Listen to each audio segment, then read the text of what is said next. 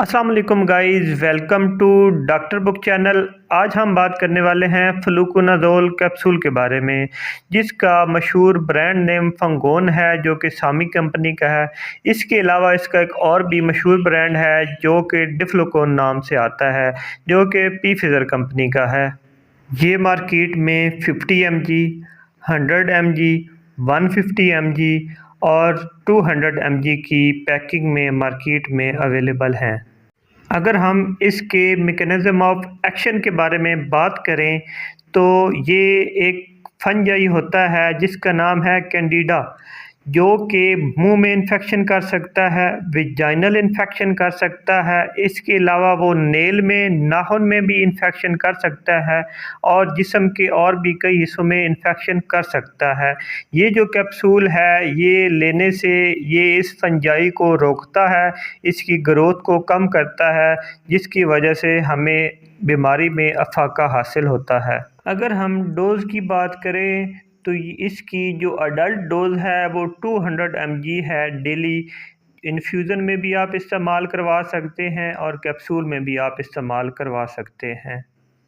ये मार्केट में इन्फ्यूज़न में, कैप्सूल में, सिरप में और क्रीम फॉर्म में अवेलेबल हैं।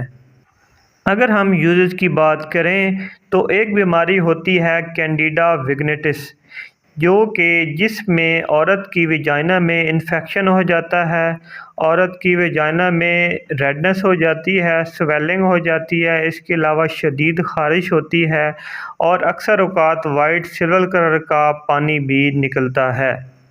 इस बीमारी में ये कैप्सूल यूज़ करवाया जाता है। हर 3 दिन के बाद एक कैप्सूल यूज़ करवाया जाता है 150 mg का, जिससे ये बीमारी ख़त्म हो जाती है। इसके अलावा फंगल नेल इन्फेक्शन में भी इसका इस्तेमाल करवाया जाता है। नाखून के अंदर अल्फ़ा केराटिन नाम का एक प्रोटीन होता है, जो कि फंजाई की एक पसंदीदा ग़िज़ा होती है। फंजाई इसको खाना शुरू करता है, जिस वजह से नाखून पर येलो या वाइट पिगमेंट दिखना शुरू हो जाता है और ऐसा पूरा नाखून येलो हो जाता है, टेढ़ा-मेढ़ा हो जाता है और एक अजीब सी शक्ल का हो जाता है।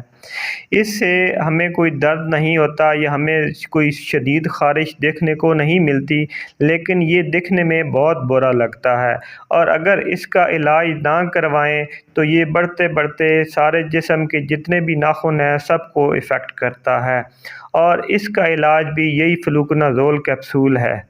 इसके अलावा जो औरत प्रेग्नेंट होती हैं, उनमें भी ये कैप्सूल इस्तेमाल करवाया जाता है, क्योंकि औरत जब प्रेग्नेंट होती है तो एक वाइट कलर का लिक्विड पानी निकलना शुरू हो जाता है उनकी वजाइना से, जिस वजह से ये इस कैप्सूल का इस्तेमाल करवाया जाता है। लेकिन 3 मंथ तक की प्रेगनेंसी में इसका इस्तेमाल नहीं करवाया जाता, क्योंकि 3 मंथ की प्रेगनेंसी में ये बच्चे को इफ़ेक्ट कर सकता है।